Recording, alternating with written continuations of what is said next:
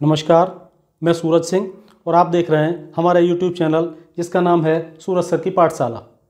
NCERT कक्षा 10 के मानचित्र श्रृंखला के अंतर्गत आज हम हाजिर हैं भूगोल के मानचित्र के साथ, जो कि भारत की मिट्टियों से संबंधित है।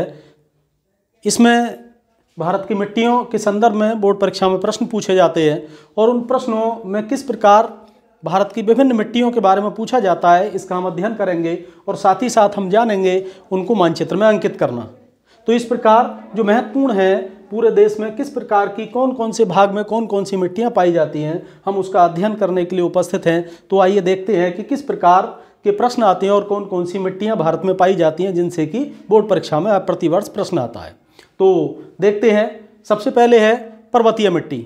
पर्वतीय मिट्टी के बारे में पूछा जाता है और भारत के उत्तरी क्षेत्र में, जो कि पर्वतीय क्षेत्र है, वहाँ ये मिट्टी पाई जाती है। इसको देखते हैं कि ये भारत के कौन से क्षेत्र में पाई जाती है। जैसा कि यहाँ ये बिंदु द्वारा दर्शाया गया है, यह जो जम्मू कश्मीर और लद्दाख का क्षेत्र है, सिक्किम का क्षेत्र है और उत्तरी अरुणाचल का क्षेत्र है, यहाँ ये पर्वतीय मिट्टी पाई जाती है। इसकी क्या विशेषताएं हैं, इसके बारे में हम चर्चा करेंगे, लेकिन उससे पहले इसका मैं नाम लिख देता हूँ ताकि यहाँ से आप आसानी से अपने मानचित्र में इसको अंकित कर सकें। तो इसको लिखता हूँ मैं, ये पर्वतीय मिट्टी है, ये पर्वतीय मिट्टी या मृदा, इसको मृदा भी कहा जाता है क्योंकि ये उपजाऊ होती है, इस कारण से इसको मृदा के रूप में भी जानते हैं। अब देखते हैं कि ये भारत के उत्तरी क्षेत्र में पाई जाती है, इसकी विशेषताएं क्या हैं और भारत के लिए ये क्यों महत्वपूर्ण है। जिस तरह से हम विषुवत रेखा से दूर चलने पर ताप और वर्षा की विभिन्नता के कारण अलग अलग प्रकार की मिट्टी पाई जाती है, उसी तरह से पर्वतीय क्षेत्र में भी नीचे से ऊपर की ओर जब हम जाते हैं तो हमें विभिन्न प्रकार की मिट्टियाँ देखने को मिलती है। यानी जो पर्वतीय मिट्टी है उसमें भी कई वर्गीकरण हैं, जैसे कि भूरी मिट्टी, जो कि हमें पहाड़ के ढलान पर सबसे नीचे दिखाई देती है। उसके बाद और ऊपर जाते हैं तो हल्की भूरी मिट्टी दिखाई देगी और उसके बाद हम जाते हैं तो मिली जुली मिट्टी दिखाई देगी। इसका अगर भारत के संदर्भ में देखें तो पर्वतीय मिट्टी लगभग 2 करोड़ हेक्टेयर क्षेत्रफल पर विस्तारित है और ये नवीन, पथरीली, सरंध्र और चूना युक्त मिट्टी होती है। हिमाचल प्रदेश जो हिमालय है हमारा, कश्मीर, हिमाचल सहित, वहाँ पर हिमालय में जो ये पर्वतीय मिट्टी है वह उस पर चाय की खेती, फलों की खेती, सूखे मेवों की खेती ये अच्छे तरीके से की जा सकती है और सिंचाई की सुविधा मिलने पर इस मिट्टी में बहुत सारी खाद्यान्न फसलें भी होती हैं, जैसे कि गेहूँ, चावल आदि की अच्छी खेती यहाँ हो पाती है। तो इस प्रकार हम देखते हैं कि ये पर्वतीय मिट्टी का क्षेत्र है, जो कि मुख्य रूप से उत्तर में है क्योंकि उत्तरी क्षेत्र हमारा पर्वतीय है। दूसरी मिट्टी जो पूछी जाती है वो पर्वतीय के बाद अगला स्थान आता है जलोढ़ मिट्टी का।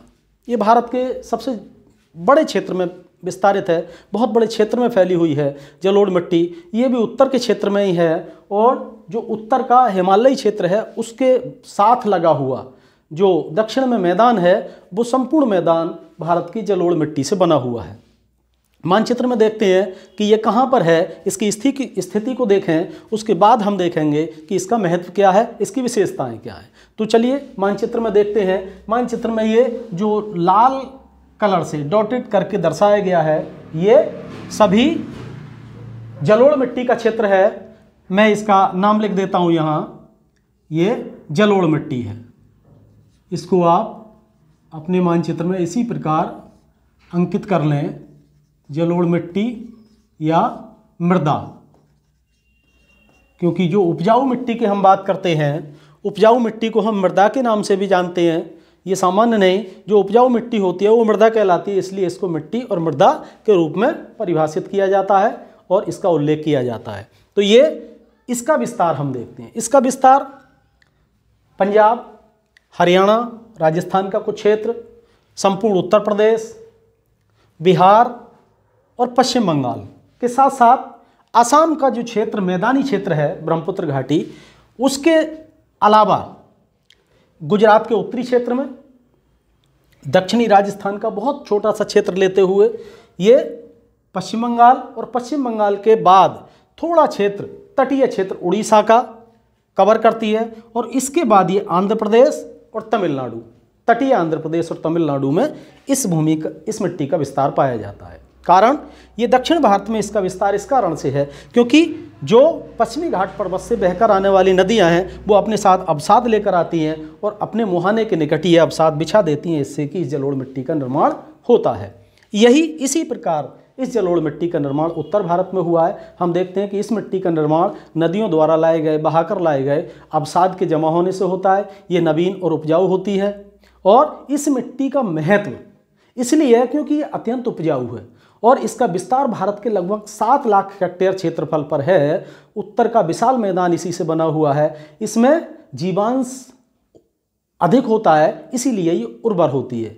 जो मिट्टी है इसका उपवर्गीकरण किया गया है कांप और कछारी में। और इसके अलावा इस मिट्टी को जो नदियों द्वारा बहाकर लाकर जमा कर दी गई है तो इसके नए और पुराने स्वरूप के आधार पर इसको बांगर और खादर के रूप में भी परिभाषित किया जाता है, यानी वर्गीकरण किया गया है।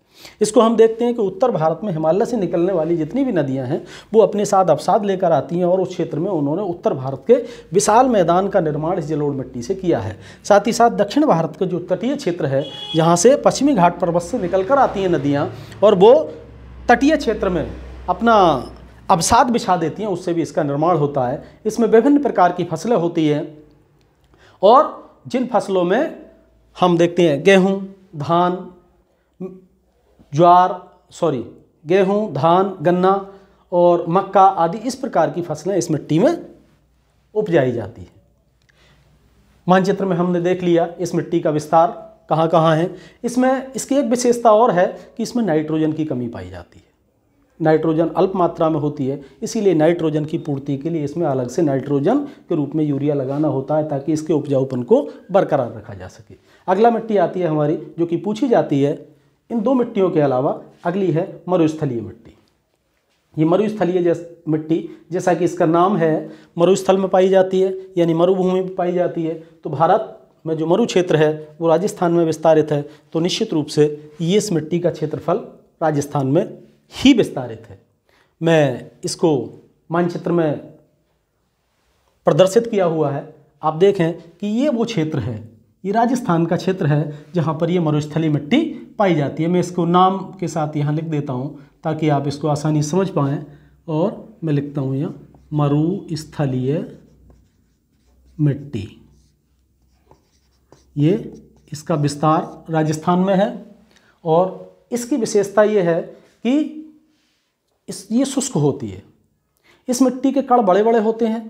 इस मिट्टी को स्थानीय भाषा में कल्लर, ऊसर, धूर, राकड़ आदि के नाम से पुकारा जाता है। इस मिट्टी में क्षारीय और लवण युक्त तत्वों की अधिकता होती है और जीवांश भी कम होते हैं। इसमें जीवांशों का अभाव होता है। इस मिट्टी के कण संगठित नहीं होते, इसलिए ये हवा के माध्यम से बहुत आसानी से उड़ जाते हैं और एक स्थान से दूसरे स्थान चले जाते हैं। इनमें नमी भी कम होती है और यही कारण है कि इसमें उपजाऊपन होता ही नहीं है।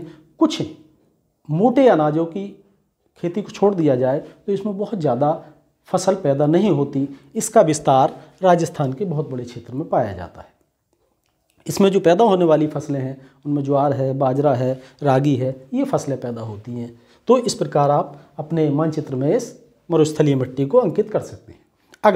अगली जो मिट्टी पूछी जाती है वो है काली मिट्टी। बहुत महत्वपूर्ण मिट्टी है। इसके बारे में लगभग प्रति वर्ष जितनी मिट्टियों के बारे में हम बात कर रहे हैं, प्रति वर्ष 1-2 के बारे में मानचित्र में जरूर क्वेश्चन आता है। और इसके अलावा मिट्टियों के बारे में विस्तृत उत्तरीय प्रश्न भी आता है, तो उसको भी आप यहाँ से तैयार कर सकते हैं। अब हम देखते हैं काली मिट्टी का क्षेत्र। काली मिट्टी का क्षेत्र मुख्यतः गुजरात और महाराष्ट्र में ये पाई जाती है और ये एक विशेष फसल के लिए बहुत ज़्यादा उपयोगी है, बहुत ज़्यादा उपजाऊ है, जिस फसल का नाम है कपास। कपास अधिकांशतः इसी मिट्टी में उत्पादित होती है, उसकी फसल की जाती है। हम देखते हैं कि मानचित्र में भारत के किस क्षेत्र में ये विस्तारित है। तो ये गुजरात का दक्षिणी क्षेत्र है। गुजरात के दक्षिणी क्षेत्र के साथ साथ ये महाराष्ट्र और महाराष्ट्र के साथ कुछ क्षेत्र मध्य प्रदेश का भी लिए रहती है और साथ ही साथ कुछ उत्तरी कर्नाटक का अल्प थोड़ा सा क्षेत्र ये लिए रहती है। और इसको सबसे पहले हम मानचित्र में दर्शाते हैं, ये काली मिट्टी है। आप इसको अपने मानचित्र में अंकित कर लेंगे। ये वो क्षेत्र है जो कि काली मिट्टी का है। इसको देखते हैं कि ये इसमें लोहांश का अंश ज़्यादा होता है, क्योंकि ये मैग्मा जो ज़मीन के अंदर से मैग्मा निकला हुआ है करोड़ों लाखों वर्ष पहले, और वो सतह पर आकर जमा हो गया, दरार उद्भेदन के माध्यम से जमा हुआ, ठंडा हुआ और वही विखंडित होकर काली मिट्टी के रूप में परिवर्तित हो गया।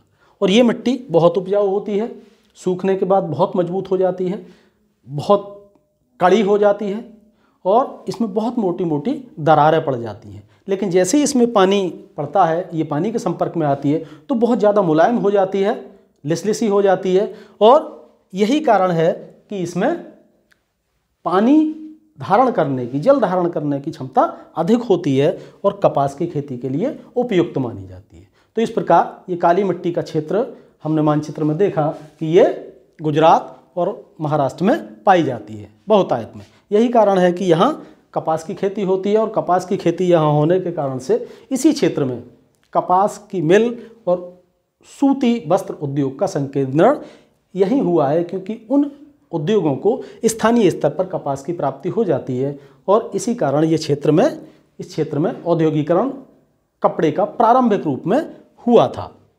अगला आता है हमारा, जो आता है लाल और पीली मिट्टी के रूप में। लाल और पीली मिट्टी को हम देखते हैं, इसके बारे में भी, इसका भी बहुत बड़ा क्षेत्र है, भारत के बहुत बड़े क्षेत्र पर यह विस्तारित है। लाल और पीली मिट्टी का क्षेत्र हम देख लेते हैं तो जो ये इस प्रकार की लाइन के माध्यम से जो दर्शाया गया है मानचित्र में, ये लाल और पीली मिट्टी का क्षेत्र है।